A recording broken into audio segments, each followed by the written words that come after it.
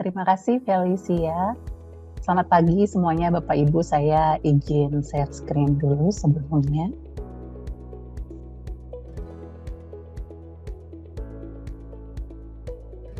Apakah screen saya sudah terlihat Bapak Ibu? Baik, Assalamualaikum warahmatullahi wabarakatuh. Selamat pagi, Shalom, Om Swastiastu, Namo Buddhaya, Salam Kebajikan. Terima kasih kepada Bapak Ibu yang sudah hadir di webinar pagi ini. Saya ingin memperkenalkan diri dulu, nama saya Imelda Kardiana, saya dipanggil Email. Saya cukup membantu banyak klien-klien dan juga perusahaan-perusahaan di area tata kelola, risk management, dan juga internal audit. Terima kasih, saya melihat cukup banyak peserta dari berbagai industri di sesi webinar Beyond Compliance pagi ini. Sebelum saya membahas tentang Undang-Undang PDP dan juga langkah strategis yang harus dilakukan oleh perusahaan-perusahaan, mungkin saya ingin sedikit menggambarkan tentang satu hal. Kita melihat ada gambaran digital Indonesia dan juga gambaran keadaan Indonesia saat ini. Kita bisa melihat ya Bapak Ibu bahwa jumlah populasi saat ini di 279 juta penduduk. Dari 279 juta ini 190 juta menggunakan smartphone dan juga 221 juta menggunakan internet. Dan juga kita melihat cukup banyak teknologi terkait cloud enable dan juga artificial intelligence. Ini sedikit gambaran mengenai perusahaan, saya tidak menuliskan semuanya, perusahaan swasta juga gitu ya, hanya seberapa bagian saja mengenai asuransi, multi-finance, rumah sakit, perbankan. Kenapa? Karena perusahaan-perusahaan ini cukup sangat terpapar untuk adanya pemrosesan data pribadi. Adapun tantangan digital ini memiliki tantangan tersendiri gitu ya, antara lain cyber attack, fraud, lalu kita juga melihat kebutuhan-kebutuhan mengenai tata kelola IT, dan yang kita lihat terakhir kasus mengenai literasi dan inklusi dari penduduk Indonesia sendiri gitu ya. Jadi kalau literasi dan inklusi ini kita seperti contoh kasus pinjol ilegal gitu ya, penggunaan data pribadi. Nah, ini makanya salah satu pemicu disahkannya Undang-Undang Nomor 27 Tahun 2022 tentang pelindungan data pribadi. Saya yakin dan percaya untuk industri seperti perbankan dan juga financial industry gitu ya, sudah cukup banyak aturan-aturan dari OJK dan Bank Indonesia yang mengatur mengenai tata kelola, manajemen risiko, kepatuhan, keamanan cyber gitu ya. Nah, tapi ada perusahaan-perusahaan lain di luar perbankan yang membutuhkan awareness mengenai hal ini. Jadi ini adalah latar belakang mengapa disahkannya Undang-Undang Nomor 27. Kita lanjut dulu. Siapa itu data pribadi? Nah, saya ingin mengajak peserta webinar pagi ini untuk diskusi gitu ya. Kalau ingin menjawab di kolom komen silahkan gitu ya. Saya mungkin memberi contoh satu. Kalau saya sebut Nur, apakah ini data pribadi? Ya, silakan kalau ingin jawab di kolom komen. Lalu, jika Nur ditambahkan dengan informasi alamat email nur.aisyah@email.com, ditambahkan lagi informasi nomor teleponnya, apakah ini bisa disebut data pribadi? Wah, saya cukup, ini sepertinya udah pintar-pintar semua ini ya. Jadi saya boleh menyampaikan, jika satu informasi Nur, nah kalau hanya Nur saja, ini kita tidak sebut data pribadi karena jumlah pemilik nama Nur di Indonesia cukup banyak gitu ya. Tapi apabila dikombinasikan dengan data lainnya, maka ini akan disebut sebagai data pribadi. Gitu ya. Jadi definisi data pribadi, data tentang orang perseorangan yang teridentifikasi secara tersendiri atau dikombinasikan dengan informasi lain.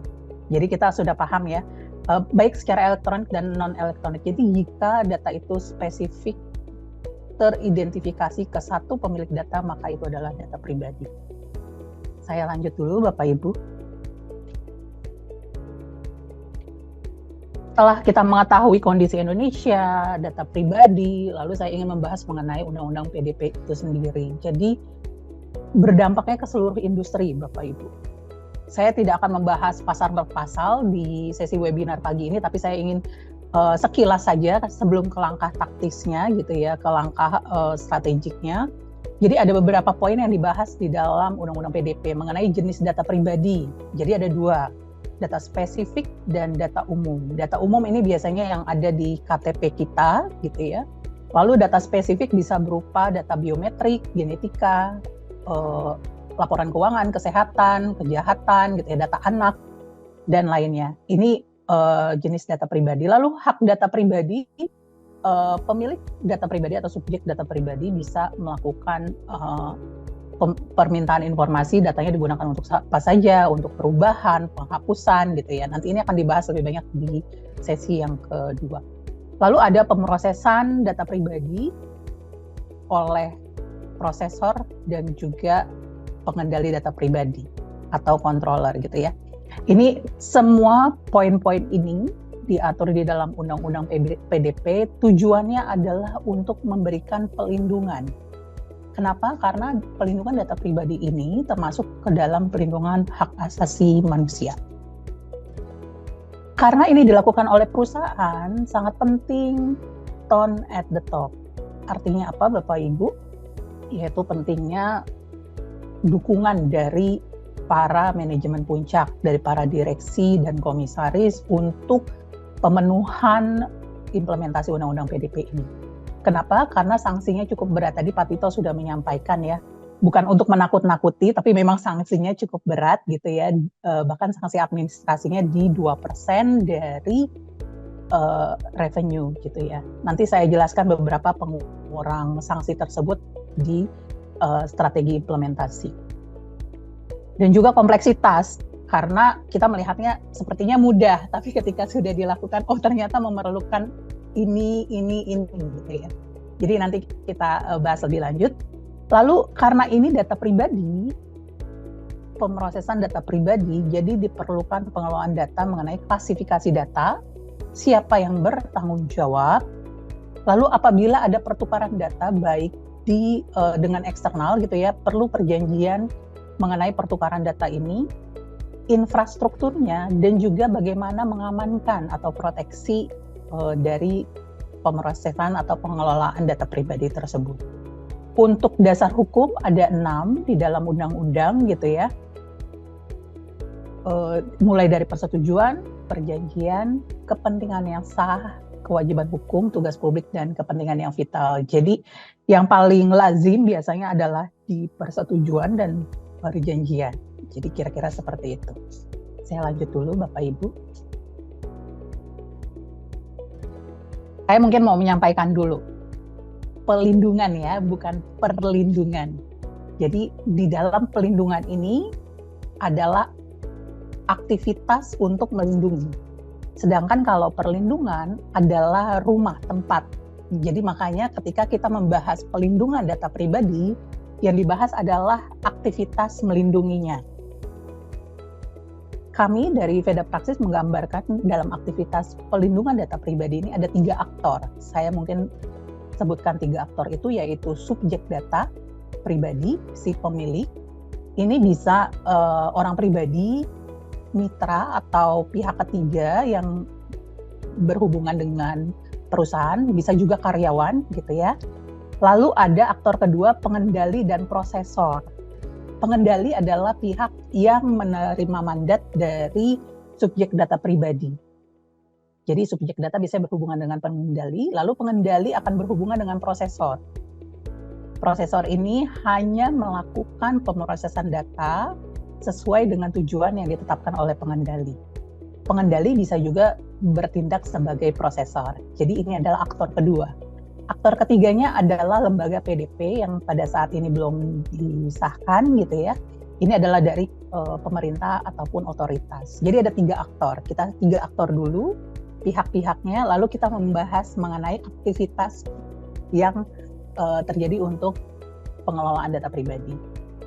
Untuk area Undang-Undang PDP ini areanya adalah di NKRI gitu ya, untuk melindungi subjek data pribadi yang ada di wilayah Republik Indonesia.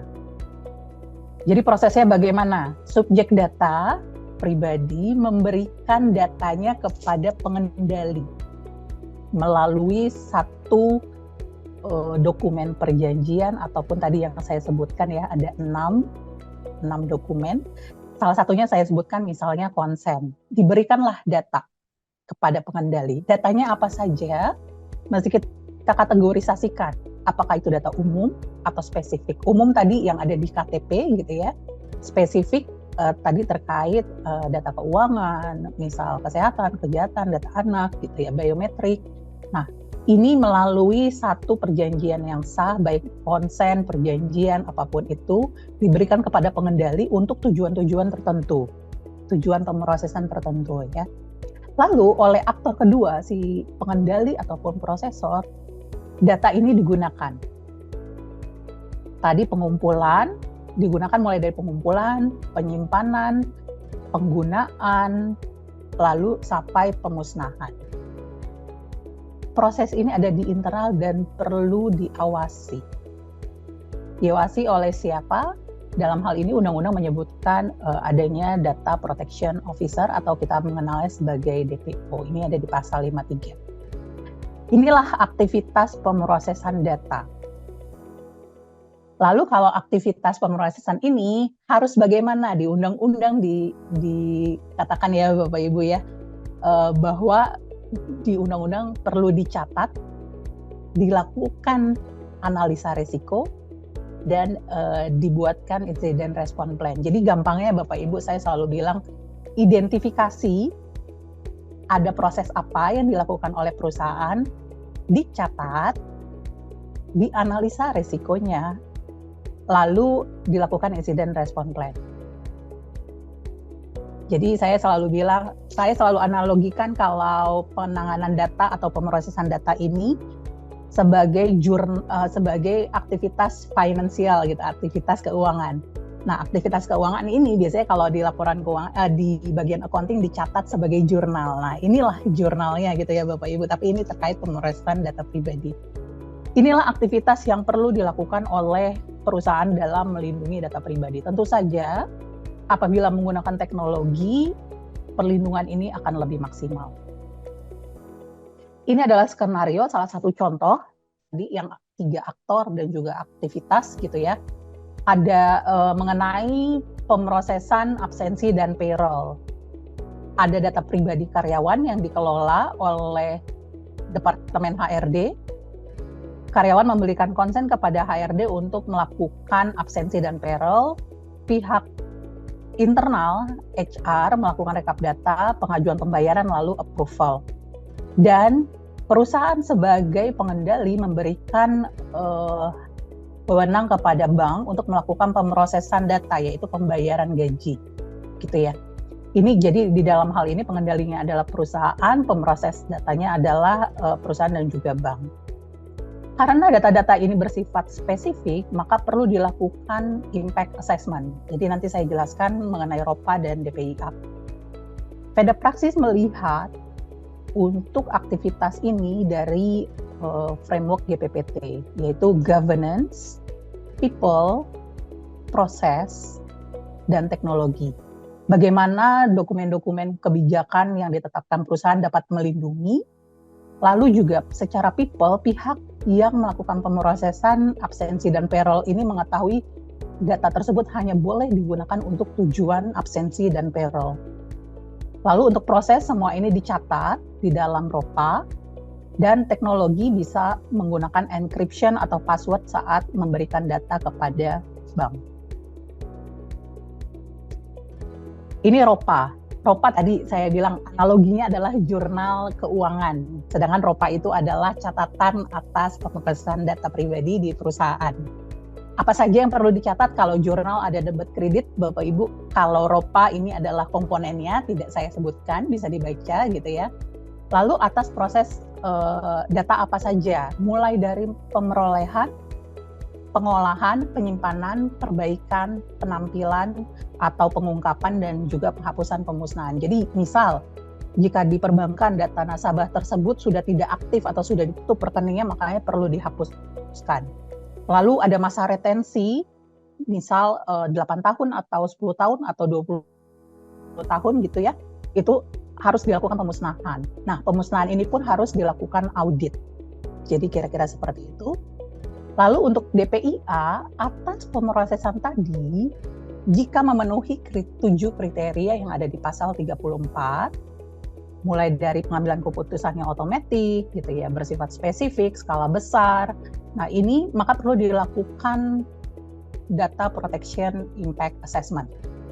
Misal pengambilan keputusan dalam proses KYC onboarding nasabah, tidak ada lagi intervensi manual, sudah dilakukan secara sistem, itu sudah merupakan proses yang memiliki resiko tinggi. Sehingga ini adalah area dari risk management di perusahaan untuk melakukan risk assessment seperti biasa, identifikasi risiko, lalu melakukan kontrol untuk memitigasi gitu ya, dan di treatmentnya ini kontrol apa saja lalu dimonitoring. Ini proses risk management biasa Bapak Ibu. Kenapa ini perlu dilakukan? Karena nanti kita perlu ukur dampaknya sehingga akan berujung di insiden respon plan. Jika terjadi data breach, kita bisa assess untuk dampaknya. Ini adalah risk impact secara finansial, reputasi, hukum, operasional, dan kepatuhan. Saya tidak sebutkan lagi sanksi administrasi dan pidana karena bisa dibaca di undang-undang. Tantangannya, ini mungkin saya share sedikit dari pengalaman kami, Veda Praxis dalam membantu klien-klien kami untuk implementasi Undang-Undang PDP. Ada kesadaran dan pemahaman gitu ya, lalu awareness. Karena bagaimanapun juga ini bukan hanya tanggung jawab direksi dan juga misal DPO gitu ya, tapi ini tanggung jawab seluruh bahkan sampai lini 1 dari perusahaan, yaitu karyawan yang ada di operational gitu ya, untuk menjaga proteksi dan pelindungan data pribadi ini. Jadi harus membudaya.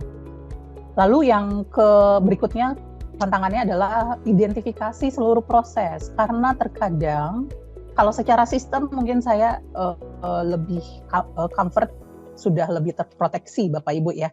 Tapi ada data-data pribadi yang non-sistem, misalnya yang hard copy, kita isi lalu disimpan di dalam lemari gitu ya. Nah, ini yang perlu untuk menjadi perhatian karena pada saat di lapangan ada juga proses-proses yang ternyata dilakukan di lapangan tapi belum ada prosedurnya. Atau bahkan misal melakukan analitik data pribadi gitu ya, analisis data pribadi di kebutuhan marketing, tapi ini menyebar datanya gitu ya. Jadi ada penyesuaian-penyesuaian dalam proses bisnis yang mungkin nanti pada saat di lapangan untuk proses analitik di sentralisasi di satu divisi atau unit tertentu. Lalu tantangan berikutnya ada fungsi baru DPO yang memang pelaporannya langsung ke direktur utama, jadi secara SOTK-nya perlu diperhatikan kembali. Selain itu tantangannya ada proses-proses baru seperti consent management, ROPA, DPIA. Lalu adanya sanksi administrasi dan keamanan siber. Ini nanti mungkin akan dibahas di sesi ketiga mengenai teknologi yang digunakan untuk pengamanan. Oke, lalu kita mulai dari mana? Nah, ini Veda Praxis melihatnya ada 3 tahap perencanaan secara strategik, taktikal, dan operasional.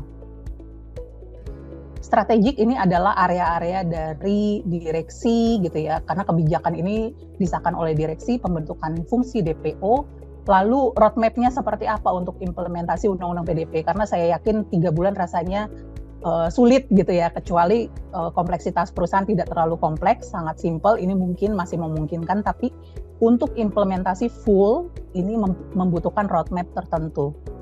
Lalu secara taktikal, ada turunan dari kebijakan ini adalah prosedur dan standar terkait PDP, pelatihan dan awareness PDP untuk task force dan juga seluruh karyawan, menyusun ROPA yang tadi saya sebutkan, dicatat, lalu diassess risikonya, dan teknologi. Karena teknologi ini mau tidak mau akan men-enforce pelindungan data pribadi lebih maksimal.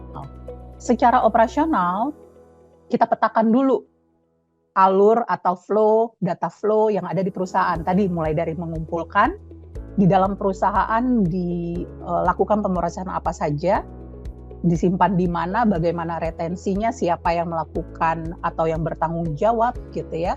Lalu di aset mana pelindungannya seperti apa, sampai data tersebut dimusnahkan. Jadi data flow ini harus clear sebagai satu perusahaan, memiliki identifikasi data flow end to end. Lalu juga secara operasional harus ada manajemen persetujuan, hak subjek data pribadi, dan jangan lupa bahwa bukan hanya nasabah, karyawan, atau customer, tapi ada juga kerjasama dengan pihak ketiga gitu ya.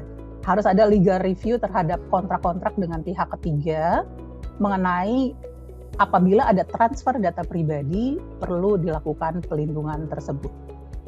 Dan juga terakhir atas semua ini adalah perbaikan kontrol atas pelindungan data pribadi. Kira-kira seperti ini Bapak Ibu untuk strategi implementasi Undang-Undang PDP. Jadi kita membaginya dalam tahap-tahap yang lebih teknis gitu ya, lebih teknis. Tapi secara garis besar dibagi 3, strategik, taktikal, dan operasional. Lalu dari Veda Praxis sendiri ada 3 jalanan. Tadi kan saya bilang tidak hanya sebentar gitu ya Bapak Ibu. Kita mulai dari prepare. Prepare itu apa? Tadi awareness. Kita melakukan kondisi assessment atas kondisi perusahaan saat ini.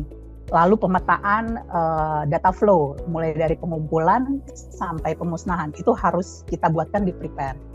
Lalu protect, membuat strategi implementasi kebijakan yang turun dalam prosedur dan juga juknis gitu ya, dicatat dalam ROPA, dianalisa resikonya, lalu apa insiden respon plan-nya. Untuk elevate di Veda Praxis kami sering menyebutnya sebagai beyond compliance. Nah, ini bisa di area data minimization, monitoring dan audit berkala, PET atau Privacy Enhancing Technology, di sini menggunakan teknologi ya. Ada integrasi dengan ERM dan GRC tools perusahaan, lalu data governance dan juga sertifikasi ISO 27001 atau 27701. Jadi menurut kami apabila sudah sertifikasi ISO ini sudah merupakan langkah awal gitu ya. Mengenai beyond compliance Undang-Undang PDP dan ISO 27701 akan dibahas lebih lanjut oleh Kang Irfan Finaldi.